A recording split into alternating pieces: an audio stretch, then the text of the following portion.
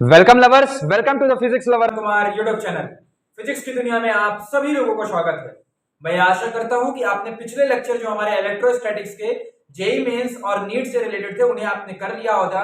और आज हम एक नया लेक्चर लेके आए हैं। इस लेक्चर में हम डिस्कस करने वाले हैं, जैसे हमने पिछले लेक्चर में डिस्कस किया था कि किसी भी इलेक्ट्रिक मतलब कि यूनिफॉर्मली चार्ज रिंग के द्वारा जो इलेक्ट्रिक होता है उसके सेंटर पर क्या होता है, तो क्या आंसर आया था 0। और हमने हाफ रिंग के द्वारा देखा सेंटर पर डाउनवर्ड साइड आया था 2k लैम्डा बाई आर।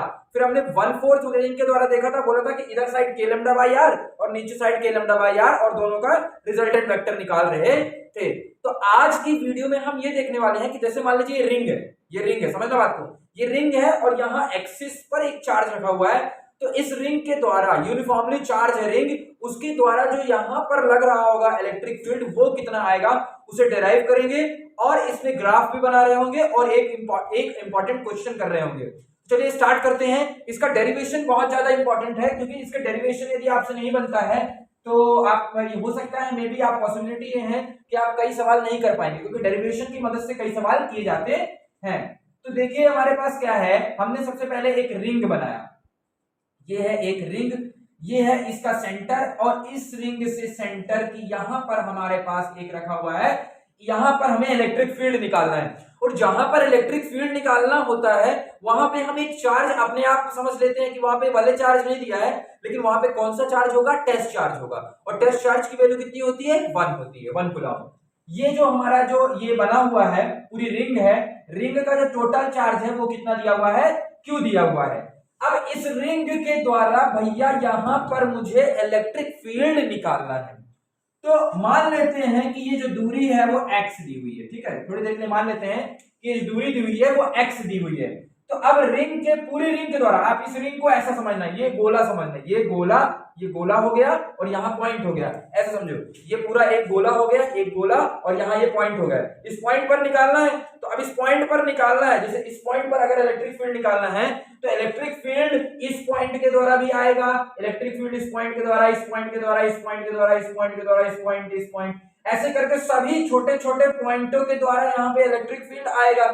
तो ऐसी स्थिति में हम क्या करते हैं, हमने आपको बताया है पिछले लेक्चर में कि जब कभी भी ऐसी स्थिति उत्पन्न हो जाए कि भैया छोटे छोटे पॉइंटों के द्वारा यहाँ पे इलेक्ट्रिक फील्ड आ रहा है, तो आप क्या करो, थीटा डिस्टेंस पर जाकर के एक छोटा सा एलिमेंट कंसीडर कर लो। यानी आप ये सोचो, अभी हमने जब रिंग का डेरिवेशन कर रहे थे हाफ रिंग वगैरह का पिछले लेक्चर में, तो हमने देखा था कि थीटा डिस्टेंस पर जाकर डी थीटा विड्थ का एलिमेंट चूज किए थे, फिर उसकी मदद से निकाले थे। अब यहाँ पे हम क्या करेंगे कि यहाँ पे एक छोटा सा एलिमेंट मान लेते हैं, इस छोटा सा एलिमेंट कंसीडर करते हैं, इस एलिमेंट का चार्ज मान लेते हैं dq है ना। तो अगर ये dq है तो इसकी यहां से ये दूर, ये जो है हमारे पास यहाँ पे इलेक्ट्रिक फील्ड लग रहा होगा। अब तुमको ये बोला गया प्लस चार्ज, क्यू चार्ज जो है प्लस है तो ये पूरा प्लस होगा, पूरे जितने भी चार्ज होंगे, छोटे छोटे जितने भी हमारे पास चार्ज होंगे वो सभी कैसे होंगे, कसम से देखो झूठ नहीं बोलना, वो सभी कैसे होंगे, पॉजिटिव होंगे। तो ये सब पॉजिटिव पॉजिटिव चार्ज हो गए। अब हर छोटे से एलिमेंट के द्वारा मुझे यहाँ पर इलेक्ट्रिक फील्ड निकालना होगा भैया। तो एक काम करते हैं ना, हम एक तो छोटे से पार्ट के द्वारा इलेक्ट्रिक फील्ड निकाल देते हैं, जो एक छोटे से पार्ट के द्वारा इलेक्ट्रिक फील्ड आ जाएगा उसी को क्या करेंगे अपन, इंटीग्रेट कर देंगे, तो पूरे पार्ट के द्वारा इलेक्ट्रिक फील्ड आ जाएगा। तो इलेक्ट्रिक फील्ड, अब ये पॉजिटिव था और ये भी पॉजिटिव है, तो इनके बीच में इलेक्ट्रिक फील्ड कैसे लग रहा होगा, ऐसे। ये चार्ज छोटा सा चार्ज है यानी dq चार्ज है, तो इस पर जो इलेक्ट्रिक फील्ड लग रहा होगा वो कौन सा इलेक्ट्रिक फील्ड लग रहा होगा, de इलेक्ट्रिक फील्ड लग रहा होगा। क्यों, क्योंकि dq चार्ज था तो छोटे से चार्ज के द्वारा छोटा इलेक्ट्रिक फील्ड लग रहा होगा, तो de इलेक्ट्रिक फील्ड लग रहा होगा। अब अगर हम मान लें कि ये थीटा एंगल है, तो ये एक्सिस से यदि मान लीजिए तो ये अपोजिट एंगल वर्टिकली ये भी थीटा होगा, और अगर ये थीटा है तो इधर साइड इसका कंपोनेंट कौन सा आ जाएगा, de cos थीटा, और ये वाला कंपोनेंट कौन सा आएगा, de साइन थीटा। यहां तक समझ में आया हो तो मुझे बताओ। कुछ नहीं किया हूं, इस छोटे से एलिमेंट के द्वारा इलेक्ट्रिक फील्ड लिख दिया हूं de, तो इधर de cos थीटा और नीचे साइड de sin थीटा।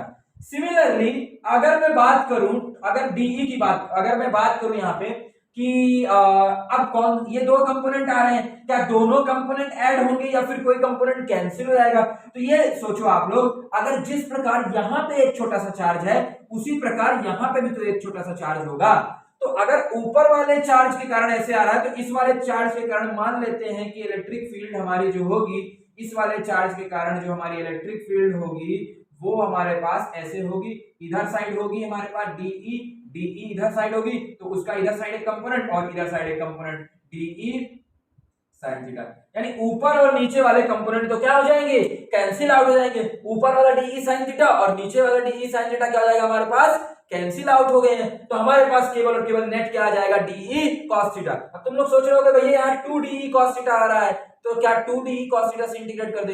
हाँ आप कर सकते हो, आप चाहो तो 2 डीई कॉस थीटा से कर दो इंटीग्रेट, लेकिन जब आप 2 डीई कॉस थीटा से इंटीग्रेट करोगे तो आपको चार्ज जो होगा ना, आधे आधे पार्ट का करके सॉल्व कर रहे हो, तो चार्ज जब आप इंटीग्रेशन ऑफ डी क्यू आएगा ना, जो टोटल चार्ज आएगा वो आपको क्यू बाय 2 लिखना पड़ेगा वहां पर। क्यों? क्योंकि आप आधे आधे का मान के चल रहे हो। तो एक काम करते हैं, अपन पहले से ही डीई कॉस थीटा बस को इंटीग्रेट करते हैं, और डीई कॉस थीटा बस को जब हम इंटीग्रेट करेंगे तो हमारे पास टोटल चार्ज क्यू आएगा। तो हमें इलेक्ट्रिक फील्ड ई नेट यदि हम निकालेंगे तो उसको हम बोल देंगे डीई कॉस थीटा। हमारे पास इधर वाला टर्म बस आ रहा है। अब तो देखो यहाँ पे हमारे पास इंटीग्रेशन ऑफ क्या आ गया, डीई कॉस थीटा। अब डीई कॉस थीटा 2डीई नहीं लिखे, समझ गए ना क्यों लिखे? क्योंकि हम 2डीई लिख सकते थे, अगर 2डीई लिखेंगे तो फिर लास्ट में जो हमारे पास डी क्यू आएगा उसको इंटीग्रेट करने पर क्यू बाई 2 रखेंगे, तो अपन क्यू रखना चाहते हैं, इसलिए हमने integration of dE cos theta रखा। अब चलिए बताइए, जैसे हमने पिछली वीडियोस में देखा था डीई की वैल्यू क्या होती है, इस छोटे से एलिमेंट के द्वारा अगर हम इस पर डीई निकालना चाहेंगे तो इलेक्ट्रिक फील्ड का फॉर्मूला क्या होता है, K Q upon R square, तो के डी क्यू अपॉन उन दोनों के बीच का स्क्वायर। अब ये डिस्टेंस देखना पड़ेगा फिर अपने को भैया, यहाँ पे ये डिस्टेंस देखना पड़ेगा, इन दोनों के बीच में हम निकाल रहे हैं ना इलेक्ट्रिक फील्ड, इस और इसके बीच में dq ये चार्ज है, और इसके इस dq के द्वारा यहां पर जो इलेक्ट्रिक फील्ड है वो de लग रहा था, यानी इन दोनों के बीच में, तो ये डिस्टेंस अपने को निकालनी पड़ेगी। तो ये 90 डिग्री ट्रायंगल बन रहा है, तो यहां बना के दिखाता हूं तुम लोग को, देखो ये 90 डिग्री ट्रायंगल बन रहा है, और ये x दिया हुआ है, ये r है क्योंकि रेडियस है हमारे पास, रेडियस मान लेते कैपिटल R है, तो ये क्या बनेगा, under root of R square plus X square. तो हमारे पास डीई कैसे लिखते हैं, के क्यू, क्यू की जगह D Q upon R square, R square मतलब इसका इस डिस्टेंस का स्क्वायर, यानी हमारे पास ये क्या आएगा, R square plus X square. ये हमारे पास क्या आ गया भैया, डीई आ गया है, तो डीई की जगह पुट कर दीजिए आप K D Q upon R square plus X square into cos theta. ठीक है भैया, अब एक काम करो आप लोग, कॉस थीटा की वैल्यू निकालो इस ट्रायंगल में से, ये थीटा है मान लो, ये थीटा हमने माना था ना, देखो ये वाला ट्रायंगल बनाए हैं अपन, ये वाला और ये वाला ट्रायंगल बनाए हैं, तो थीटा है, तो कॉस थीटा की वैल्यू बताओ क्या होता है, पंडित भूपत प्रसाद हरि हरि बोले, तो बेस अपॉन हाइपोटेनस, तो बेस कितना है x अपॉन हाइपोटेनस कितना है, under root of R square plus X square.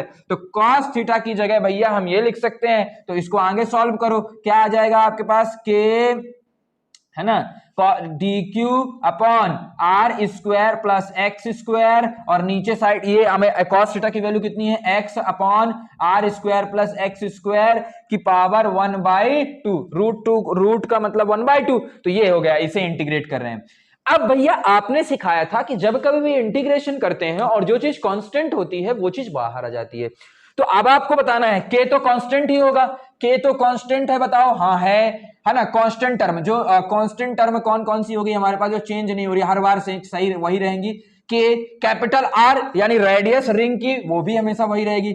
अब बात आती है भैया एक्स की, एक्स क्या हमारा वेरिएबल है, देखो अगर x वेरिएबल होता तो यहां dx के रेस्पेक्ट में इंटीग्रेट करना होता, लेकिन यहां dq है, तो इससे भी समझ में आ रहा है कि x वेरिएबल नहीं है, इस बात से भी समझ में आ रहा है कि x वेरिएबल नहीं है, अगर x वेरिएबल होता तो यहां dx होना चाहिए, तो इसका मतलब x कांस्टेंट है। इस तरीके से भी आप समझ सकते हो, जैसे मान लो ये रिंग है, ये रिंग है, इस रिंग के द्वारा हमें यहां पे निकालना है, तो इस एलिमेंट के द्वारा यदि सेंटर से दूरी x है तो इस नीचे वाले के द्वारा भी x से दूरी होगी, और जो भी जितने भी इस रिंग में एलिमेंट होंगे, ऐसा समझो ये रिंग है, इस यहां पे निकालना है, तो सभी जो एलिमेंट्स होंगे उनका सबका सेंटर से अगर हम निकालेंगे तो ये डिस्टेंस तो सेम आएगी ना, यानी x सभी के लिए, सभी छोटे छोटे एलिमेंट्स के लिए x तो सेम आएगा ना, तो x सेम आएगा तो x कांस्टेंट हो गया, तो जो चीज कांस्टेंट था आप उसे बाहर निकाल दीजिए, तो बाहर निकालोगे जब आप तो क्या आ जाएगा आपके पास, इसको ये पावर ऐड हो जाएंगी, एक इसकी पावर 1 है, इसकी पावर 1/2 है, तो ये 3/2 हो जाएगा, तो k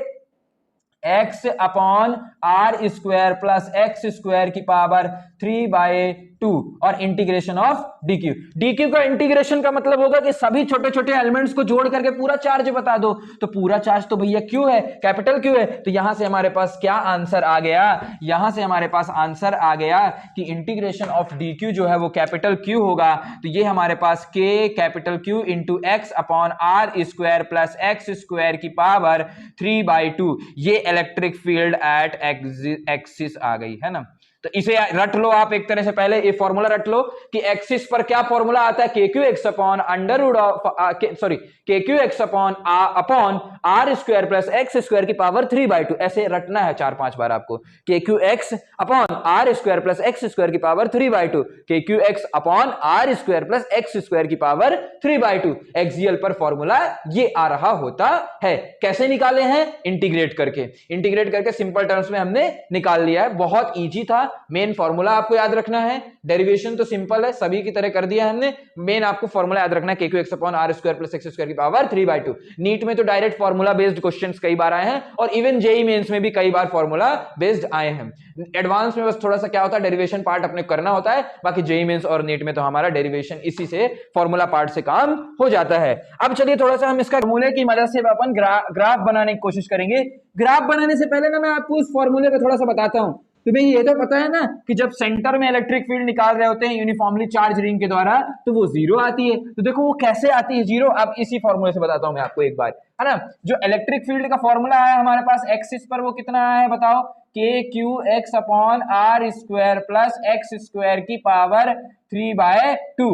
अगर सेंटर पर इलेक्ट्रिक फील्ड निकालना है तो जैसे यहां पर निकालना था, जब निकालना था तो ये दूरी x थी, लेकिन यदि हम x, ये दूरी x थी ना, अगर x बराबर 0 मतलब यहां सेंटर से दूरी 0 है, मतलब सेंटर पर ही है, तो सेंटर पर ही है यानी x बराबर 0। तो यदि इसमें x बराबर 0 रखोगे, इफ x बराबर 0, तो देखो e कितना आएगा, x की वैल्यू 0 रखो तो e बराबर 0 आएगा। देखो आ गया ना, जो हमने वहां इस फॉर्मूले से बता सकते हो ना कि x बराबर अगर 0 है तो e बराबर 0 हो गया। मतलब यूनिफॉर्मली चार्ज रिंग के सेंटर पर इलेक्ट्रिक फील्ड 0 होती है। और अगर मैं बात करूं, यूनिफॉर्मली चार्ज रिंग है, अनंत में निकालना है, इनफाइनाइट में अगर इलेक्ट्रिक फील्ड निकालना है, अनंत में, इफ x बराबर इंफिनिटी, तो x बराबर इंफिनिटी रखो इस फॉर्मूले में, तो ऊपर साइड इंफिनिटी, नीचे साइड इंफिनिटी का स्क्वायर, तो जब कभी 1/इंफिनिटी का स्क्वायर आ जाएगा तो ये ओवरऑल क्या हो जाएगा, 0 हो जाएगा। तो मतलब 0 आ गया। मतलब दो टर्म आपको याद रखनी है कि सेंटर पर भी 0 होता है इलेक्ट्रिक फील्ड और इनफाइनाइट पर भी क्या होता है, 0 होता है। अब कभी ज्यादातर आपसे ये पूछा जाता है कि ई मैक्सिमम कब होगा, कहां पर रखें कि x बराबर कितना हो, मतलब कहां पर रखें x बराबर कितना हो ताकि जो हमारे पास इलेक्ट्रिक फील्ड है वो मैक्सिमम आ जाए। कहां पर रखें, E बराबर अपन क्या करें, मतलब कि x बराबर क्या करें कि इलेक्ट्रिक फील्ड जो हो जाए हमारे पास मैक्सिमम आ जाए। एक पॉइंट नोट करना, शायद मैंने फर्स्ट लेक्चर पिछले लेक्चर में कराया था कि इलेक्ट्रिक फील्ड जो होती है वो अंदर 0 होती है, बिजली वाला कुछ एग्जांपल बताया था। तो वो ये यूनिफॉर्मली रिंग में, सुनना एक बात और सुन लो, यूनिफॉर्मली रिंग में सेंटर पर इलेक्ट्रिक फील्ड 0 होता है। हो सकता है मैंने पिछली वीडियो में थोड़ा सा गड़बड़ बोल दिया है, याद रखना आप लोग, सेंटर पर x बराबर 0 पर इलेक्ट्रिक फील्ड 0 होती है, बाकी इधर निकालेंगे तो कुछ ना कुछ इलेक्ट्रिक फील्ड आएगी। लेकिन जो कंडक्टर होता है ना, कंडक्टर अभी अपन पढ़ नहीं रहे हैं, कंडक्टर अगला पार्ट है अपना, तो कंडक्टर में अंदर साइड ही 0 होता है ना। तो कंडक्टर में ऑलो स्फीयर के अंदर जो हमारा कंडक्टर होता है, यूनिफॉर्मली कंडक्टर होता है, तो उसके अंदर हमारे पास 0 हो रहा था इलेक्ट्रिक फील्ड, तो वो तो अलग चीज हो गई, है ना। अपन यहाँ पे ई मैक्सिमम निकालना चाहते हैं कि x बराबर क्या रखें ताकि ई मैक्सिमम आ जाए। जनरली कभी कभी बहुत सारे सवाल ना सिंपल फॉर्मूला याद होने से हो जाता है कि भैया x की वैल्यू, मैं बताता हूं, x की वैल्यू x बराबर r/√2 आता है, यानी r/√2 पर रखने पर हमारे पास e की जो वैल्यू होती है रिंग के द्वारा मैक्सिमम आ जाती है। x बराबर r/√2 रखने पर e की जो वैल्यू होती है हमारे पास वो मैक्सिमम आ जाती है। तो भैया x बराबर r/√2 तो कैसे लाते हैं, तो जब भी हमें किसी फंक्शन को मैक्सिमाइज करना होता है तो उसको आपको क्या करना होता है, डिफरेंशिएशन कर दो, डिफरेंशिएशन करने के बाद 0 के बराबर पुट कर दो, क्योंकि जब भी मैक्सिमा निकालना होता है, कभी किसी पॉइंट, किस पॉइंट पर मैक्सिमा आएगा तो उसको डिफरेंशिएट करके 0 कर देते हैं। तो हमें क्या करना पड़ेगा, dE/dx करना पड़ेगा, यानी d of KQX upon R square plus X square की पावर 3/2, है ना। इसे इंटीग्रेट कर दो आप, जब इसे डिफरेंशिएट कर दो, जब आप इसे डिफरेंशिएट करोगे तो आपको x बराबर r/√2 मिल जाएगा। ठीक है ना, डिफरेंशिएट करके इसको 0 के बराबर करना पड़ेगा ना। जब भी हमें मैक्सिमम वैल्यू निकालनी होती है तो क्या करना होता है, उसका जिस भी फंक्शन का, सुनो, जिस भी फंक्शन का हमें मैक्सिमम वैल्यू निकालनी होती है उस फंक्शन को हमें डिफरेंशिएशन करके 0 के बराबर करके पॉइंट मिल जाता है। तो सिमिलरली यहां पे भी हम करेंगे तो x बराबर r/√2 आएगा। मैं पूरा डिफरेंशिएशन नहीं करके दिखा रहा हूं, ठीक है, लेंदी जाएगा थोड़ा सा, आप करके देखिएगा, नहीं बनेगा तो आप मुझे मैसेज कर देना, मैं बता दूंगा, सिंपल है, कोई भी दिक्कत नहीं है अपने को, है ना। चलिए अपन ग्राफ की बात करते हैं, ग्राफ की बात करेंगे अपन। ग्राफ कैसे बनाएंगे, तो ग्राफ कुछ बातों को याद रख के बनाया जाएगा। किन किन बातों को याद रख के बनाना है ग्राफ? पहली बात ये कि पहले हमने टर्म देखा, ग्राफ बनाने से पहले हमने टर्म देखा कि जब कभी भी x बराबर 0 होगा ना तो e बराबर 0 होगा, है ना। जब कभी भी x बराबर इंफिनिटी होगा ना तो e बराबर भी इंफिनिटी होगा। जब कभी भी x बराबर r/√2 होगा ना तो e बराबर मैक्सिमम होगा। और ये चीजें हमने देखी। और जो e का फॉर्मूला आता है वो आता है KQ(x/r² + x² 3/2। ध्यान देना, ये ग्राफ इसलिए बनवा रहा हूं क्योंकि ग्राफ काम आता है पेपर में। कई बार जेईई मेंस में और नीट में ग्राफ बना के पूछा गया है कि which of the following graph is possible for the uniformly charge ring electric field. तो इलेक्ट्रिक फील्ड वर्सेस हम एक्स का ग्राफ बना रहे हैं कि कितना एक्सिस से, तो अगर सेंटर पर है एक्स बराबर तो यहां पे हमारे पास यहाँ का ग्राफ ऐसा आएगा। फिर क्या हो रहा है, ग्राफ जो हो रहा है हमारे पास क्या कर रहा है कि इंफिनिटी ई बराबर एक्स बराबर इंफिनिटी पे, ग्राफ भी हमारा इंफिनिटी पे जाएगा, यानी ऐसे इंफिनिटी पे बढ़ता जाएगा। और सिमिलरली यहां पे भी हमारा ग्राफ ऐसे बढ़ता जाएगा, नेगेटिव इंफिनिटी पे आता जाएगा, ऐसे, समझ गए। तो ये ग्राफ ऐसा बन रहा है कुछ क्यूबिक टाइप का। क्यूबिक टाइप का देखो यहाँ क्यूब का टर्म समथिंग आ रहा है, तो ऐसा आप सोचो कि ये जो यहां जो ये है ना हमारे पास एंड पॉइंट, ये मैक्सिमम पॉइंट है। तो ये मैक्सिमम पॉइंट कहां पर होंगे, x बराबर r/√2 पर। तो इधर -r/√2 होगा, इधर क्या होगा हमारे पास +r/√2, ये मैक्सिमम हो गए। और x बराबर 0 पर इलेक्ट्रिक फील्ड कितना होगा, 0 होगा। तो x बराबर 0 पर इलेक्ट्रिक फील्ड 0 है, r/√2 पर देखो मैक्सिमा है, ये मैक्सिमा है ना, ये मैक्सिमा है। और x बराबर इंफिनिटी जा रहा है तो देखो ये e भी हमारा इंफिनिटी पे जा रहा है। सिमिलरली यहाँ पे x बराबर -इंफिनिटी जा रहा है तो e भी हमारा इधर साइड अनंत पे जाता जा रहा है। तो इस ग्राफ को आप बहुत अच्छे से याद रखिएगा, ये यूनिफॉर्मली चार्ज रिंग के द्वारा है। कहां पर मैक्सिमम होता है, r/√2 पर मैक्सिमम होता है। नीट में तो कई बार सिंपल ये पूछा है कि at what position the electric field is maximum, x बराबर दिस, x बराबर दिस, x बराबर दिस।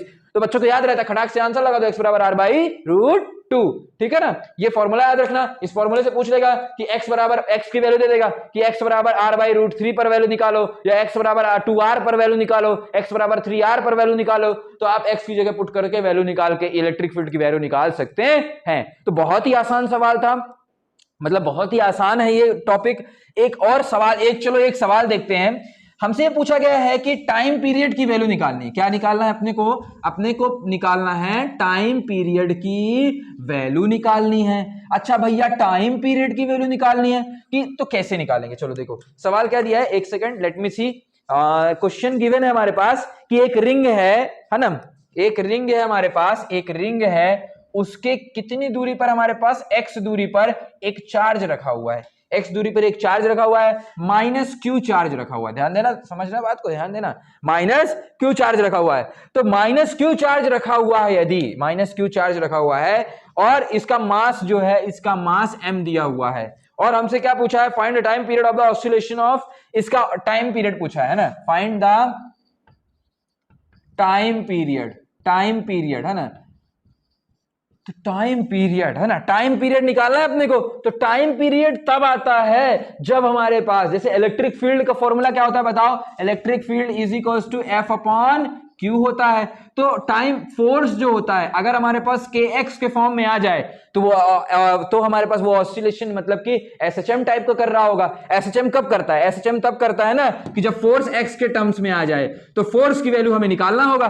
फोर्स को निकालने के लिए हम क्या करेंगे, इलेक्ट्रिक फील्ड को q से मल्टीप्लाई कर देंगे। तो इलेक्ट्रिक फील्ड निकालना होगा कुल मिलाकर के। तो ये पॉजिटिव है हमारे पास, इसका चार्ज हमारे पास कैपिटल Q दिया हुआ है, तो ये पॉजिटिव है हमारे पास, ये पॉजिटिव है। तो इसके द्वारा अगर ये पॉजिटिव है नेगेटिव है तो इलेक्ट्रिक फील्ड इधर साइड आ रहा होगा। तो जो नेट इलेक्ट्रिक फील्ड अपना आ रहा होगा वो इधर साइड आ रहा होगा। और इसका फॉर्मूला जो होगा हमारे पास कितना होगा, जो E बराबर होता है हमारे पास क्या आता है, KQ है ना, KQ K Q X upon R square plus X square की पावर 3/2। यही ना फॉर्मूला आया था इलेक्ट्रिक फील्ड का, अभी हमने देखा था, K Q X upon R square plus X square की पावर 3/2। ध्यान देना इसमें एक और कंडीशन भी दी हुई है कि एक्स जो है, समझना ध्यान से, X is less than R, ये कंडीशन दी रहेगी आपको पेपर में। अगर ये कंडीशन नहीं दी रहेगी तो आप सवाल नहीं कर पाओगे, क्योंकि ई जो है वो इतना आया है, तो ई जो आया है ये है, फोर्स निकालोगे तो ई इंटू क्यू करना पड़ेगा बस। तो फोर्स जो होगा हमारे पास, फोर्स एफ की वैल्यू यदि निकालूंगा, एफ की वैल्यू, तो हमें क्या करना पड़ेगा, ई को क्यू से मल्टीप्लाई कर दो। तो ई ये है हमारे पास K Q X upon R square plus X square की पावर 3/2 इंटू इसका चार्ज क्यू, तो ये फोर्स हो गया। अब फोर्स को किसके टर्म्स के करना होता है अपने को, के एक्स के टर्म्स में करना होता है। अगर टाइम पीरियड निकालना है तो फोर्स को किसके टर्म्स में करना होगा, के एक्स के टर्म्स में करना होगा। यानी कि हमें के की वैल्यू निकालना है। के एक कांस्टेंट है, ये वो वाला के नहीं है, ये तो अपना वो वाला, ये के जो के डैश कर दो यहां पे, है ना, ये जो के है ना ये अलग है, कांस्टेंट, अलग कांस्टेंट, ये तो हमारा इलेक्ट्रोस्टैटिक्स वाला कांस्टेंट है ना। तो K Q X upon R square plus X square power 3/2। अब इस कंडीशन का इस्तेमाल करो, पेपर में दिया हुआ एक्स बहुत छोटा है, तो अगर एक्स बहुत छोटा है, अगर आर में बहुत छोटे, जैसे मान लो तुम्हारे करोड़पति हो, उसमें 1 पैसा ऐड करने से कोई प्रभाव पड़ेगा, नहीं पड़ेगा। तो इसका मतलब क्या हुआ कि ये बहुत बड़ा है, एक्स बहुत छोटा है, तो इसको ऐड करो या ना करो बात बराबर है, तो इसको हटा दो। तो हटा दोगे तो आपके पास ये, अगर ये बहुत छोटा है तो R square plus X square जो होगा वो अप्रोक्सीमेटली आर स्क्वायर के बराबर हो जाएगा। तो हमारे पास यहां से आ जाएगा K Q X upon R square, तो आर स्क्वायर के बराबर हो जाएगा, तो आर स्क्वायर इंटू 3/2, तो 2 से 2 cancel, R cube into Q. तो यहां से अगर इसमें अपन करेंगे तो यहां से कितना आ जाएगा हमारे पास, K Q X upon are, 2 से 2 कैंसिल, 3 इंटू क्यू, और ये जो आ गया है हमारा, इसको के डैश इंटू एक्स के बराबर कर दो। तो एक्स को छोड़ करके जो चीजें बची वो हमारी किसके क्या कहलाएंगी, के डैश कहलाएंगी। तो के डैश की वैल्यू कितनी आ गई हमारे पास, K Q Q upon are का क्यूब, ये आ गया हमारा के डैश। अब टाइम पीरियड का भैया फॉर्मूला होता है 2 pi under root of M upon के।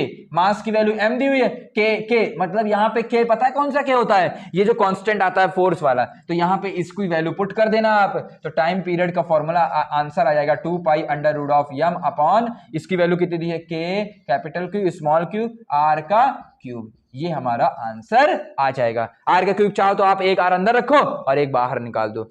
तो मेरे हिसाब से आपको सवाल समझ में आ गया होगा। समस्या इस सवाल में कुछ नहीं थी, सिंपल सा फॉर्मूला याद रखो कि एक्सिस पर क्या लगता है, K Q X upon R square, K Q X upon R square plus X square की पावर 3/2, ये फॉर्मूला होता है। ये कंडीशन दी हुई, तो ये कंडीशन अप्लाई करो। आप तो इलेक्ट्रोस्टैटिक्स में डेरिवेशन भी किए हो ना, R square plus L square आया था, फिर वहां अपन हटाए थे, तो एक्स लेस देन आर है, तो अगर एक्स लेस देन आर है तो आर स्क्वायर पर बचा, तो बचा उतना। फिर यहां पे हमारे पास बस आपके लिए नया ये हो सकता है 12वीं वाले बच्चों, यदि आप भूल गए हो कि एसएचएम में हमने पढ़ा था, तो एसएचएम में देखो नहीं पढ़े हैं तो जान लो, एसएचएम में अगर आपने नहीं भी पढ़ा है, भूल गया हो, तो एसएचएम में टाइम पीरियड का फॉर्मूला होता है 2 pi under root of M upon K. और ये जो के होता है ना वो फोर्स वाला के, फोर्स बराबर एफ बराबर के एक्स होता है, तो ये के होता है, एक्स को छोड़ करके जो बचा हुआ टर्म रहता है वो वाला के है। तो इसमें हमने एक्स को छोड़ करके जो बचा हुआ टर्म था वो निकाल लिया और यहाँ पे के की जगह पुट कर दिया और वहां से हमने टाइम पीरियड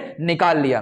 तो आई थिंक आपको ये लेक्चर समझ में आ गया होगा। यही था हमारा लेक्चर। आज से हमारा यूनिफॉर्मली चार्ज रिंग खत्म होता है। नेक्स्ट लेक्चर में हम कुछ और नई शुरुआत करेंगे। तब तक के लिए बेस्ट ऑफ लक। आप पढ़ते रहे और आगे बढ़ते रहे। Thank you lovers.